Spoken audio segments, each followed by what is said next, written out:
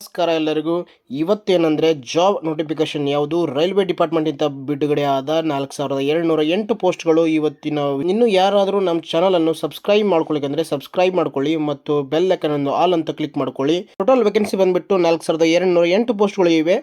ಇದರಲ್ಲಿ starting date apply ಮಾಡೋದು ಯಾವಾಗ ಅಂದರೆ 15/4/2024 ಅಪ್ಲೈ ಮಾಡೋದು. ಕ್ಲೋಸಿಂಗ್ ಯಾವಾಗ ಅಂದರೆ 14/5/2024. ನೀವು ಲಾಸ್ಟ್ ಪೇಮೆಂಟ್ ಯಾವಾಗ ಮಾಡ್ಬೋದು ಅಂದರೆ 15/5/2024 24/5/2024 ನೀವು ಪೇಮೆಂಟ್ ಮಾಡ್ಕೋಬೋದಾಗಿದೆ. ಮುಂದೆ ನೋಡೋಣ. ಪೇಮೆಂಟ್ ಬಂದುಬಿಟ್ರೆ 71,700 ರೂಪಾಯಿ ಪರ್ ಮಂತ್ ಬೀಳುತ್ತೆ. ನಿಮ್ಮ ಏಜ್ ಬಂದುಬಿಟ್ರೆ 18ರಿಂದ 28 ವರ್ಷಗಳು ಬೇಕಾಗುತ್ತೆ. ಮುಗಿಸ್ಬೋದು. ಇಲ್ಲಿ 120 ಮಾರ್ಕ್ಸಲ್ಲಿ ಅದರಲ್ಲಿ ಯಾರು 3 ತಪ್ಪು ಮಾಡ್ತಾರೋ ಅದರಲ್ಲಿ 1 ಮಾರ್ಕ್ಸ್ ಸರಿ ಉತ್ತರನೂ ಹೋಗುತ್ತೆ. ಅಂದರೆ 1/3 ಮಾರ್ಕ್ ಎವ್ರಿ ರಾಂಗ್ ಆನ್ಸರಿಗೆ ಇರುತ್ತೆ. ಏಜ್ ಲಿಮಿಟ್ ಬಂದುಬಿಟ್ಟು ನೋಡೋಣ. 18ರಿಂದ 25 ವರ್ಷ ಪ್ರಿಸ್ಕ್ರೈಬ್ಸ್ ಏಜ್ ನಾರ್ಮಲ್ ಕೋರ್ಸ್ ಅವರಿಗೆ. ಆದರೆ age applicable to the CEN ಅಂತ ಬರುತ್ತೆ. 18ರಿಂದ 28 ವರ್ಷಗಳು. ಇಲ್ಲಿ RRB ಅವರು ಏಜ್ ರಿಲೇಷನ್ ಕೊಟ್ಟಿದ್ದಾರೆ. SC ST ಕ್ಯಾಂಡಿಡೇಟ್ಗೆ 5 ವರ್ಷ, OBC ಅವರಿಗೆ 3 ವರ್ಷ, ಹಾಗೆ ಎಕ್ಸ್ ಸರ್ವಿಸ್ ಮ್ಯಾನ್ ಅವರಿಗೆಲ್ಲರಿಗೂ 3 ವರ್ಷ ಕೊಟ್ಟಿದ್ದಾರೆ. ಮತ್ತು OBC ಒಳಗೆ ಬರ್ತಾರೆ ಅವರು ಎಕ್ಸ್ ಸರ್ವಿಸ್ ಮ್ಯಾನ್ ಅವ್ರಿಗೆ 6 ವರ್ಷ, SC ST ಬರ್ತಾರೆ 8 ವರ್ಷ ಕೊಟ್ಟಿದ್ದಾರೆ. ಮತ್ತು ಫಿಮೇಲ್ ಅವರಿಗೆ ಕೊಟ್ಟಿದ್ದಾರೆ. UR ಮತ್ತು EWS ಅವರಿಗೆ 2 ವರ್ಷ, OBC ಅವರಿಗೆ 5 ವರ್ಷ, SC ST ಅವರಿಗೆ 7 ವರ್ಷ. ಮುಂದೆ ನೋಡೋಣ. ಮುಂದೆ ಡೇಟ್ ಆಫ್ ಬರ್ತ್ ಎಲ್ಲಿಂದ ಎಲ್ಲಿ ತನಕ ಹಾಕ್ಬೋದು ಅಂತ. ಈಗ ಏಜ್ ಗ್ರೂಪಲ್ಲಿದೆ 18ರಿಂದ 28 ಕೊಟ್ಟಿದ್ದಾರೆ ಆಲ್ರೆಡಿ ಅವರು. ಇದರಲ್ಲಿ EWS ಮತ್ತು URಗೆ 2/7/1996 ಇನ್ನು ಮೇಲೆ ಇದ್ದಾರಲ್ಲ ಅವರೆಲ್ಲ ಅಪ್ಲೈ ಮಾಡ್ಬೋದು. ಹಾಗೆ OBC ಅವರು 2/7/1993 ಮೇಲೆ ಏನಿದಾರಲ್ಲ ಎಲ್ಲರೂ ಅಪ್ಲೈ ಮಾಡ್ಬೋದು. SC ST ಅವರು 2/7/1991 ಇದೆಯಲ್ಲ ಎಲ್ಲರೂ ಅಪ್ಲೈ ಮಾಡ್ಬೋದು. ಎಲ್ಲಿವರೆಗೆ ಅಂದರೆ 1/7/2006 ಒಳಗಿನವರು ಎಲ್ಲರೂ ಕೂಡ ಈ ಒಂದು ಜಾಬನ್ನು ಅಪ್ಲೈ ಮಾಡ್ಬೋದು. ಇಲ್ಲಿ ನೋಡಿ, ಎಜುಕೇಷನ್ ಅಂದರೆ 10th ಮಾತ್ರ ಎಲ್ಲರೂ ಕಂಪಲ್ಸರಿ ಪಾಸ್ ಆಗಿರಬೇಕು. ಮುಂದೆ ಎಕ್ಸಾಮ್ ಫೀ ಬಂದುಬಿಟ್ಟು ಎಲ್ಲರಿಗೂ ನಾರ್ಮಲ್ ಎಲ್ಲರಿಗೂ 500 ರೂಪಾಯಿ ಇರುತ್ತೆ. ಅಂದರೆ OBC ಅಲ್ಲಿ ಯಾವುದೇ ಒಂದು ಕೆಟಗರಿಯಲ್ಲಿ ಅವರಿಗೆ 500 ರೂಪಾಯಿ ಇರುತ್ತೆ. ಮುಂದೆ SC ST ಅವರಿಗೆ ಮತ್ತು ಫೀಮೇಲ್ ಅವರಿಗೆ 250 ರೂಪಾಯಿ ಇರುತ್ತೆ. ಗುಡ್ ನ್ಯೂಸ್ ಏನಂದರೆ RRB ಅವರು ಯಾವುದೇ ಒಂದು RRB ಡಿಪಾರ್ಟ್ಮೆಂಟಿಂದ ಅಲ್ಲಿ ಯಾವ ಒಂದು ಫೀ ತೊಗೊಂಡಿರ್ತಾರೋ ಅದು ವಾಪಸ್ ನಮಗೆ ರಿಫಂಡ್ ಆಗುತ್ತೆ. ಇಲ್ಲಿ ಕೊಟ್ಟಿದ್ದಾರೆ 500 ರೂಪಾಯಿ ನಾವು ಪೇ ಮಾಡಿದರೆ ವಾಪಸ್ ನಮಗೆ ಅದೇನಾದರೂ ಅಕಸ್ಮಾತ್ ನಮ್ಮದು ಜಾಬ್ ಆಗಲಿಲ್ಲ ಅಂದರೆ 400 ರೂಪಾಯಿ ನಮಗೆ ರೀಫಂಡ್ ಆಗುತ್ತೆ. ಆಲ್ರೆಡಿ ಕೊಟ್ಟಿದ್ದಾರೆ ಯಾವ ರೀತಿ ಪೇಮೆಂಟ್ ಮಾಡಬೇಕಂತ. UPI ಅಂತ ಆಲ್ರೆಡಿ ಕೊಟ್ಟಿದ್ದಾರೆ ಅವರು. ಮುಂದೆ ನೋಡೋಣ. ನೀವೆಲ್ಲರೂ ಗಮನಿಸ್ಬೋದು, ಇದು ಕಂಪ್ಯೂಟರ್ ಬೇಸ್ಡ್ ಟೆಸ್ಟ್ ಆಗಿರ್ತೈತೆ. ಅಂದರೆ 10th ಲೆವೆಲ್ ಅವರಿಗೆ ಕಂಪ್ಯೂಟರ್ ಬೇಸ್ಡ್ ಟೆಸ್ಟ್ ಇಟ್ಟಿರ್ತಾರೆ.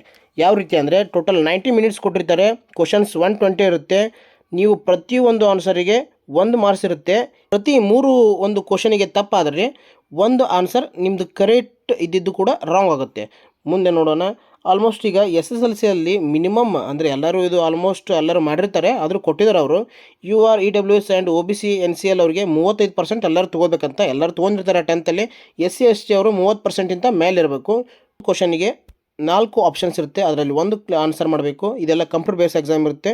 ಮುಂದೆ ಇಲ್ಲಿ ಯಾವ ರೀತಿ ಕೇಳಿದ್ದಾರೆ ಅಂದರೆ ಅರ್ಥಮೆಟಿಕ್ 35 ಮಾರ್ಕ್ಸ್ ಇರುತ್ತೆ, ಜನರಲ್ ಇಂಟೆಲಿಜೆನ್ಸಿ ಆ್ಯಂಡ್ ರೀಸನಿಂಗ್ ಇರುತ್ತೆ 35 ಮಾರ್ಕ್ಸ್, ಜನರಲ್ ಅವೇರ್ನೆಸ್ ಇರುತ್ತೆ 50 ಮಾರ್ಕ್ಸ್, ಅಂದರೆ GK 50 ಮಾರ್ಕ್ಸ್ ಇರುತ್ತೆ. ಟೋಟಲ್ 120 ಮಾರ್ಕ್ಸ್ ಇರುತ್ತೆ. ಈಗ ಫಿಸಿಕಲ್ ಫಿಟ್ನೆಸ್ ಬಗ್ಗೆ ಅಂದರೆ ಫಿಸಿಕಲ್ ಒಂದು ಎಕ್ಸಾಮ್ ಬಗ್ಗೆ ನೋಡೋಣ. ಈಗ ಕಾನ್ಸ್ಟೇಬಲ್ ಮೇಲ್ ಅವರಿಗೆ ರನ್ನಿಂಗ್ ಇರುತ್ತೆ 1600 ಮೀಟರು 5 ನಿಮಿಷ 45 ಸೆಕೆಂಡಲ್ಲಿ ಕ್ಲಿಯರ್ ಮಾಡಬೇಕಾಗುತ್ತೆ.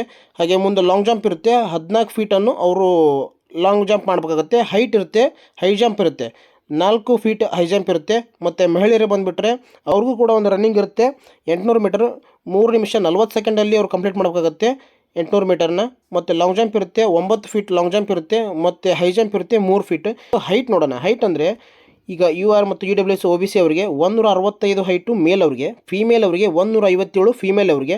ಅಂದರೆ ಮತ್ತು SC ST ಅವರಿಗೆ 160 ಹೈಟು ಮೇಲ್ ಅವರಿಗೆ, ಫೀಮೇಲ್ ಅವರಿಗೆ 152 ಇರುತ್ತೆ. ಹಾಗೆ ಬುಡಕಟ್ಟು ಜನಾಂಗ ಇರುತ್ತಲ್ಲ, ಗೋರ್ಖಾಸು ಮತ್ತು ಮೆಹತಾಸು ಅವೆಲ್ಲ ಒಂದು ಬುಡಕಟ್ಟು ಜನಾಂಗ ಇರುತ್ತೆ. ಆ ಕ್ಯಾಟಗರಿ ಅವರಿಗೆ ಹೈಟ್ ಬಂದುಬಿಟ್ಟು 163 ಹೈಟ್ ಕೊಟ್ಟಿದ್ದಾರೆ ಮೇಲ್ ಅವರಿಗೆ, ಫೀಮೇಲ್ ಅವರಿಗೆ 155 ಕೊಟ್ಟಿದ್ದಾರೆ. ಮುಂದೆ ಈಗ ಚೆಸ್ಟಲ್ಲಿ ನೋಡೋಣ.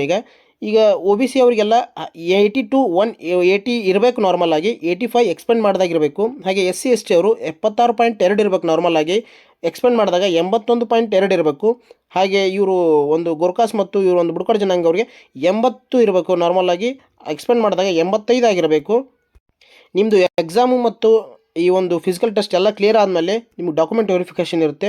ಆ ಡಾಕ್ಯುಮೆಂಟ್ ವೆರಿಫಿಕೇಷನ್ ಆದಮೇಲೆ ಮುಂದೆ ನಿಮಗೆ ಮೆಡಿಕಲ್ ಟೆಸ್ಟ್ ಕೊಡ್ತಾರೆ. ಮೆಡಿಕಲ್ ಟೆಸ್ಟ್ ಆದಮೇಲೆ ನಿಮಗೆ ಟ್ರೈನಿಂಗ್ ಎಲ್ಲ ಹಾಕ್ತಾರೆ.